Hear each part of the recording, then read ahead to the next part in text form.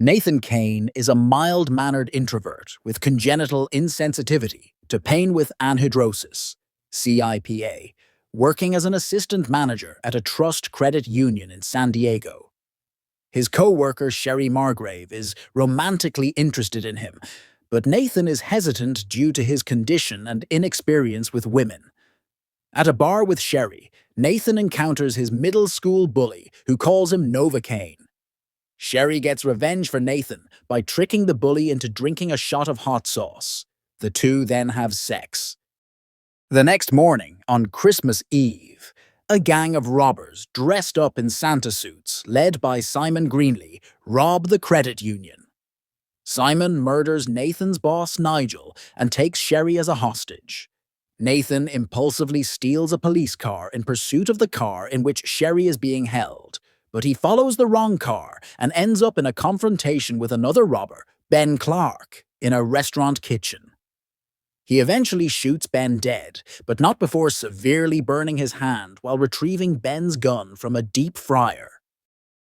After noticing Ben's tattoo, Nathan asks his only friend, Roscoe Dixon, a gamer whom he has never met in person, to help him find the artist.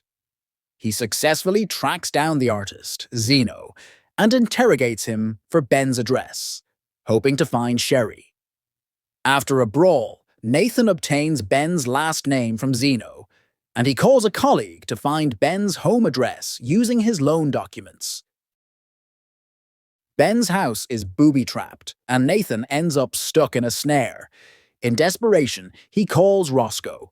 Ben's brother Andre enters the house and begins to torture Nathan, who feigns feeling pain.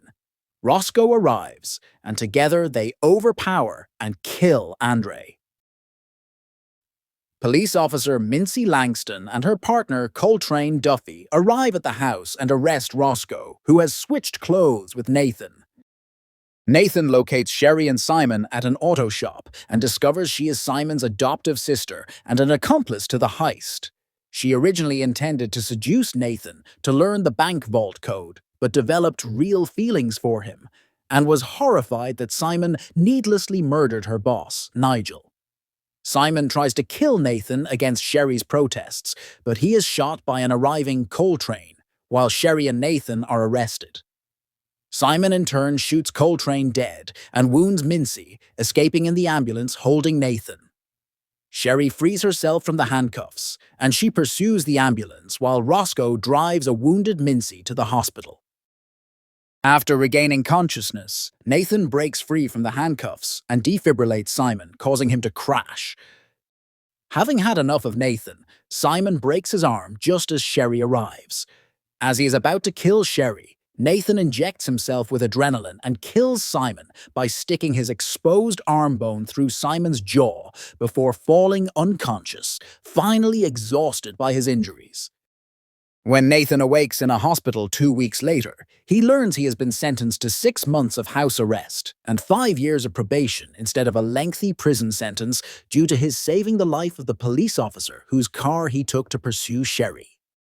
1 year later, Nathan visits Sherry, who is near the end of a short sentence for her role in the robbery. They share a cherry pie, which Sherry had introduced him to on their first date, the first solid food Nathan had eaten in a long time. As the prison guards lead Sherry back to her cell, Nathan chews and smiles.